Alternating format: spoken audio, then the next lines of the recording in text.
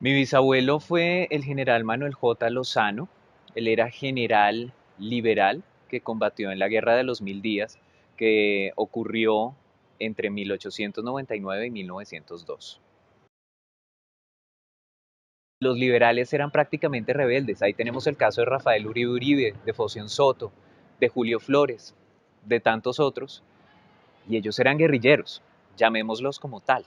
Eran personas que estaban al margen de la ley de la hegemonía conservadora y al perder la guerra fueron perseguidos y apresados en la Penitenciaría Central de Cundinamarca, lo que antiguamente se conocía como Panóptico. Entonces, lo que hicieron fue perseguir a todos estos líderes políticos, encarcelarlos y a algunos de ellos los fusilaron, pero a las personas de alto rango no los podían fusilar. Entonces, ¿ahí qué ocurrió? Cuando capturaron a mi bisabuelo, a él lo encerraron en una celda con un tuberculoso. ¿Por qué? Porque si lo fusilaban, digamos que era como una especie de crimen de Estado, aunque ese término en esa época no se manejaba mucho. Entonces dijeron, bueno, como este es un general, un militar de alto rango, no lo vamos a fusilar, vamos a hacer que se le pegue la tuberculosis. Y si nos preguntan por qué se murió, pues porque le dio tuberculosis, una enfermedad que en esa época era causa de muerte. Él, al ver que lo encerraron con un tuberculoso, trató de hallar la manera de escaparse hasta que lo pudo hacer. Que si mi bisabuelo sufrió algún tipo de tortura, no que nosotros sepamos, para nada. Creo que él sí se escapó de todos esos castigos de la cárcel, del botalón, del solitario, de la misma picota, de las bóvedas, de todos esos crímenes atroces, porque en realidad eran unos crímenes, que se perpetraban en la Penitenciaría Central de Cundinamarca.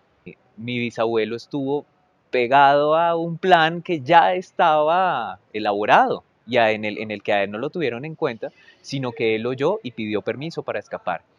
Y el relato de esto se encuentra en un libro que se llama Reminiscencias Liberales. Y ahí cuentan entonces cómo por el desagüe, por uno de los desagües de la Penitenciaría Central de Cundinamarca que apuntaba hacia la séptima, luego daba la vuelta por lo que hoy es la calle 29 bis y luego daba a la carrera quinta. ¿Cómo se escaparon todos por ahí? Inclusive se cuenta que Foción Soto, como era un poquito barrigón, se quedó atorado hasta que pudo salir.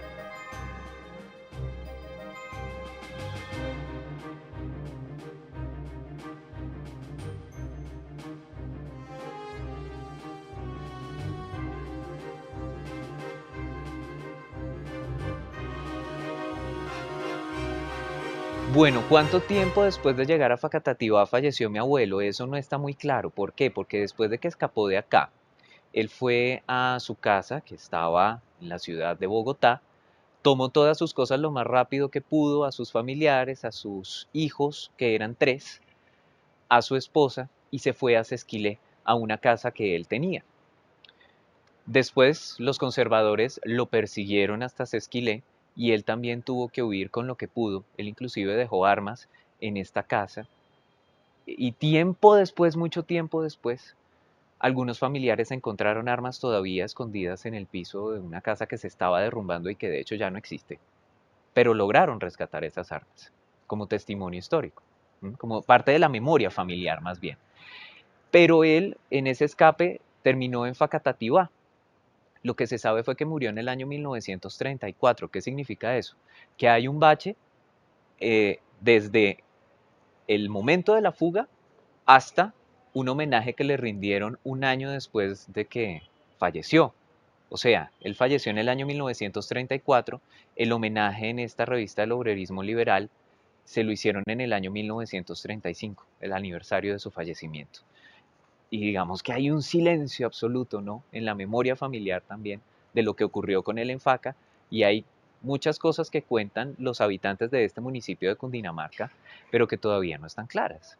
¿Qué legado me dejó mi bisabuelo? Yo creo que ese hecho de pensar en los demás, de hacer empatía entendida como la forma de ponerse en los zapatos de los otros, porque más allá de una ideología política tan marcada y el hecho de que se haya alzado en armas que nunca es el camino para solucionar algo, él trató de hacer algo por una población, específicamente de la población donde murió, Facatativá.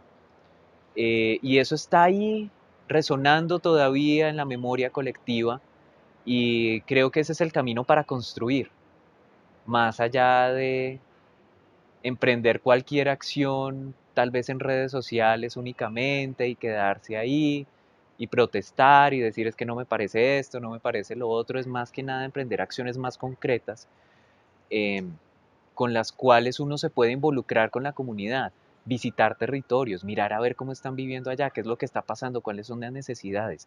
Yo como ciudadano, ¿cómo puedo aportar a eso? Entonces hay un cierto orgullo porque haya participado en la guerra de los 1000 días, porque haya escapado, porque se haya convertido en una persona con mucha resonancia en la ideología política liberal, sobre todo en el municipio de Facatativá, que fue, digamos, uno de los lugares donde se refugiaron muchos líderes liberales de todas estas persecuciones.